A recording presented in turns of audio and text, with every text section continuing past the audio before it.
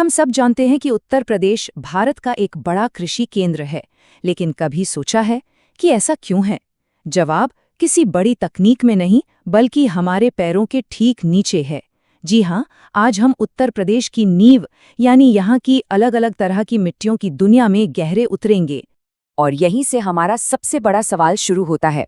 आखिर गंगा के मैदान में ऐसा क्या खास है जो इसे दुनिया के सबसे उपजाऊ, सबसे फर्टाइल इलाकों में से एक बना देता है? इसका जवाब बहुत सीधा और सरल है। ये सब कुछ यहाँ की मिट्टी का ही कमाल है।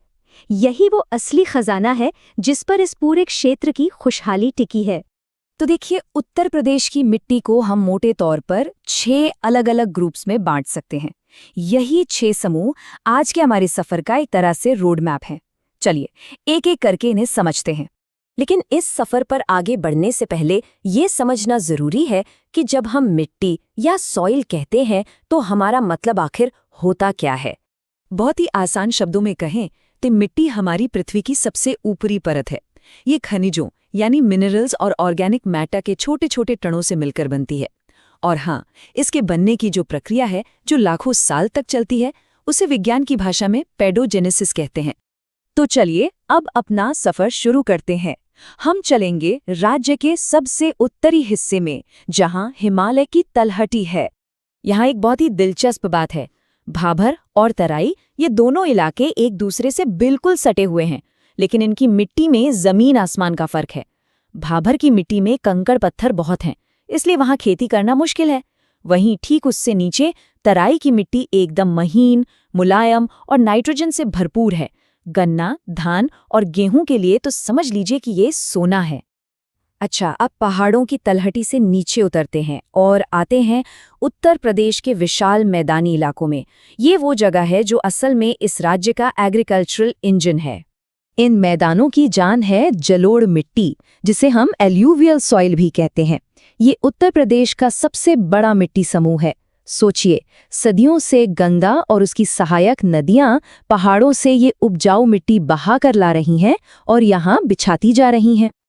अब ये जलोढ़ मिट्टी भी 2 तरह की है, खादर और बांगर। इसे ऐसे समझिए कि खादर वो नई ताज़ा मिट्टी है जो बाढ़ के साथ हर साल जमा होती है। ये ज्यादा उपजाऊ होती है। और बांगर वो पुरानी मिट्टी है जो ऊंचे इलाकों में है, जहां अब बाढ़ का पानी नहीं पहुंचता। ये खादर के मुकाबले थोड़ी कम उपजाऊ होती है।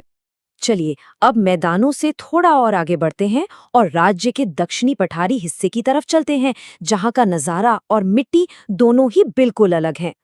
दक्षिण में हमें मुख्य तौर पर 2 तरह की मिट्टी मिलती है, विंध्यन और बुंदेलखंडी। इनकी खास बात यह है कि ये नदियों द्वारा लाई गई मिट्टी नहीं है, बल्कि ये पुरानी कठोर चट्टानों के टूटने से बनी है। अगर हम खासकर बुंदेलखंड की बात करें तो यहाँ काली और लाल मिट्टी मिलती है। काली मिट्टी की खासियत है कि वो नमी को बहुत अच्छे से पकड़ कर रखती है, वहीं लाल मिट्टी थोड़ी रेतीली और मोटे कणों वाली होती है। तो हमने मिट्टियों के प्रकार तो समझ लिए, लेकिन अब कहानी एक गंभीर मोड़ ले रही है। सच तो ये है कि हमारा ये कीमती खजाना आज कई बड़े खतरों से जूझ रहा है। आप देखिए, राज्य का एक बहुत बड़ा हिस्सा हवा और पानी से होने वाले कटाव यानी सॉइल इरोजन की चपेट में है। ये एक ऐसा शांत संकट है जो धीरे धीरे हमारी जमीन की उपजाऊ शक्ति को खत्म कर रहा है। लेकिन बात सिर्फ कटाव तक ही नहीं रुकी है। तराई के इलाकों में वाटर लॉगिंग यानी जल जमाव एक बड़ी समस्या है। कहीं कहीं मिट्टी खारी और क्षारीय होती जा रही है, और तो और बार बार फसलें उगाने से जमीन की अपनी ताकत भी कम हो रही है।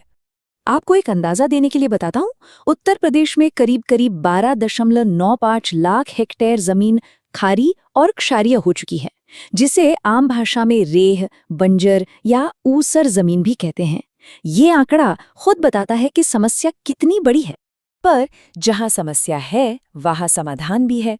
तो अब हम समस्या से समाधान की ओर बढ़ते हैं। देखते हैं कि इस अनमोल संसाधन को बचाने के लिए क्या कुछ किया जा सकता है।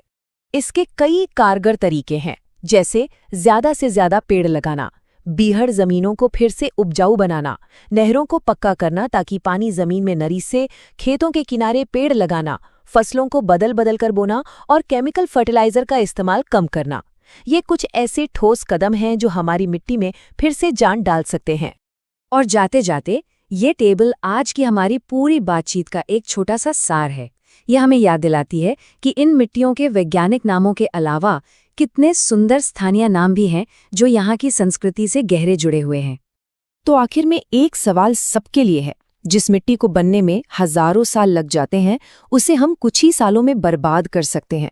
तो बड़ा सवाल ये नहीं है कि इसे कैसे बचाया जाए, बल्कि ये है कि हम आने वाली पीढ़ियों के लिए इसके भविष्य को कैसे सुरक्षित करें। इस पर सोचना हम सबकी जिम्मेदारी है।